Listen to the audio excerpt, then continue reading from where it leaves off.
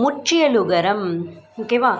பகு, பசு, படு, அது, தபு, பெரு இதெல்லாம் தனிக்குறில் எழுத்தை அடுத்து வரும் வல்லின உகரம். ஓகேவா? குசுடு துபுரு பெற்ற முற்றியலுகரங்கள்.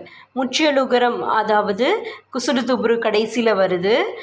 ஆனால் அதில் என்ன முன்னாடி வருது? ஒரு லெட்டர் வருது, தனிக்குறில் வருது. ஸோ இது என்ன சொல்கிறோம்? முற்றியலுகரம்னு சொல்கிறோம். இதுவே தடில் நெடில் வந்துருந்துச்சுன்னா அதை நெடில் தொடர் குற்றியலுகரம்னு சொல்லியிருப்போம். சரியா? 2 லெட்டர் வந்தாலே அது நெடில் தொடர் தான்.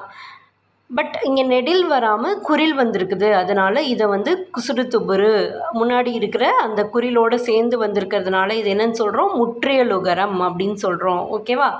காணு, உண்ணு, உருமு இதில் ஈற்றில் உள்ள மெல்லின நூ, மூ இந்த உகரங்கள் முற்றியலுகரங்கள். ஓகேவா?